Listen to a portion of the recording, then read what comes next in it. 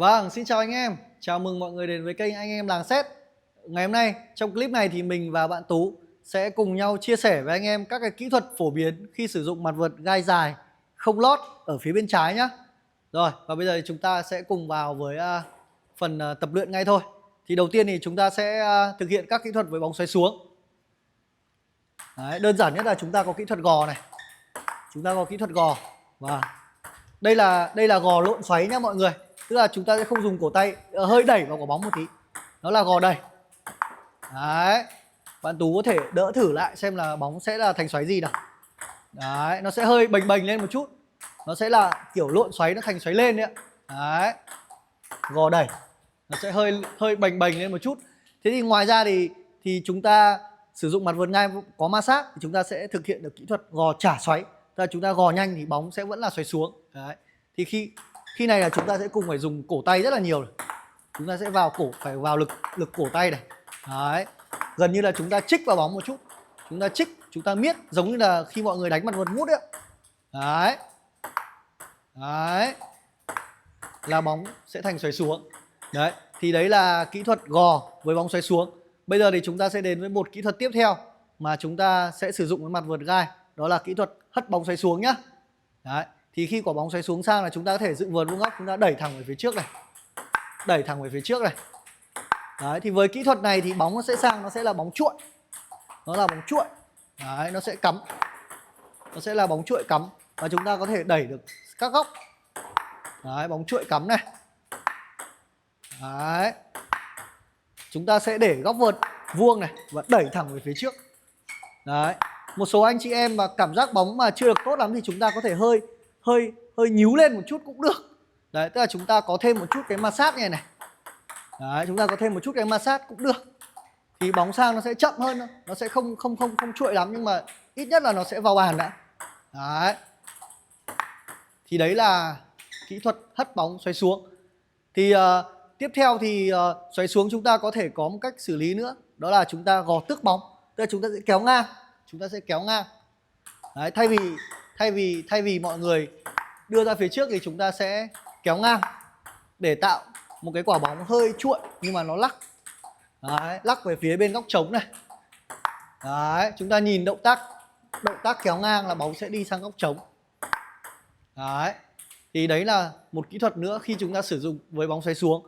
Và với kỹ thuật gò tước này, mọi người sẽ làm cho đối thủ phải phân tâm phán đoán các cái điểm rơi của bóng. Và chúng ta sẽ tạo cái độ bất ngờ khi vào bóng. Đấy, lúc thì chúng ta đẩy, lúc thì chúng ta tước. Ngoài ra thì với mặt gai ma sát thì chúng ta cũng có thể vẩy lên y như mút. Đấy, với xoáy xuống chúng ta có thể vẩy lên được.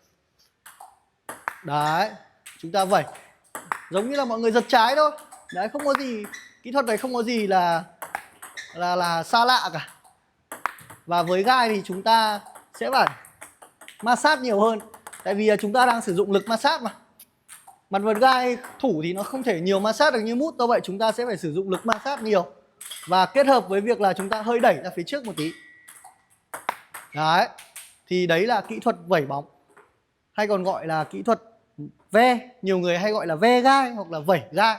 Đấy thì với mặt gai ma sát mà các anh chị em có kỹ thuật tốt một chút, chúng ta sử dụng được lực cổ tay và đột biến thì chúng ta cũng có thể vẩy bóng xoáy xuống sang một cách bình thường. Đấy, đó là cái cách xử lý với bóng xoáy xuống. Và bây giờ thì chúng ta sẽ cùng đến với cả các cái kỹ thuật xử lý với bóng xoáy lên nhé mọi người.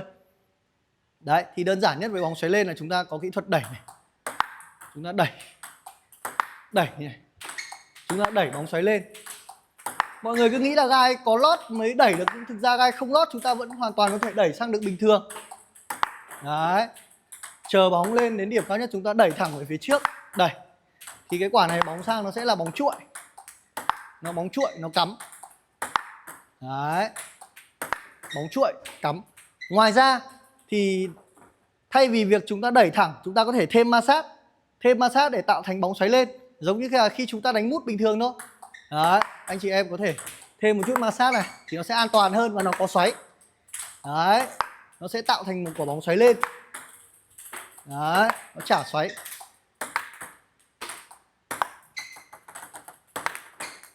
Đấy, thì chúng ta có thể thấy là với đẩy và vẩy này chúng ta sẽ biến hóa cái đường xử lý trong cùng một cái quả bóng xoáy lên khi mà đối thủ đưa sang.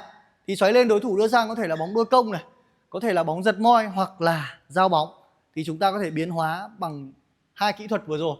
Thế ngoài ra một kỹ thuật nữa điển hình của mặt vợt gai thủ không lót đó là kỹ thuật chop block. Đấy. Chop block thì chúng ta sẽ thực hiện là trượt quả bóng từ trên xuống, hãm. Chúng ta sẽ hãm quả bóng từ trên xuống. Và với cái kỹ thuật chop block này thì bóng tạo sang nó sẽ là bóng xoáy xuống. Đấy. Đấy. Thì ngoài chop block gần bàn ra, chúng ta có thể thay đổi vị trí đứng, lùi ra một chút và chúng ta thực hiện kỹ thuật cắt. Nhưng mà với gai không lót thì chúng ta cắt nên chỉ hơi lùi một chút thôi, đến cái khoảng tầm trung thôi, chứ đừng mọi người lùi xa quá như này là sẽ không thực hiện được kỹ thuật, hoặc là có thực hiện sang thì bóng nó sẽ không khó. Đấy. Chúng ta lùi này.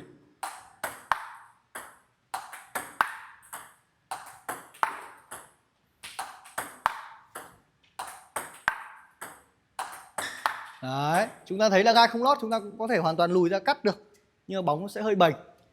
Vâng, và vừa rồi thì mình đã chia sẻ cho các anh chị em các cái kỹ thuật xử lý gai khi chúng ta gặp xoáy lên và xoáy xuống, đều là những cái kỹ thuật xử lý cơ bản trong bóng bàn với những người cầm gai thôi. Và hy vọng đó là những cái chia sẻ để cho mọi người có thể hình dung được các cái kỹ thuật chúng ta xử lý khi gặp các cái tình huống xoáy ở trong trận đấu. Và rất hy vọng là được các anh chị em ủng hộ, và kênh Anh Em Làng Sét sẽ ra thật nhiều các clip chia sẻ với các kỹ thuật bóng bàn liên quan đến gai, liên quan đến giao bóng và rất nhiều các cái chiến thuật nhé. Hy vọng được gặp lại các anh chị em trong những clip lần sau. Xin chào và hẹn gặp lại.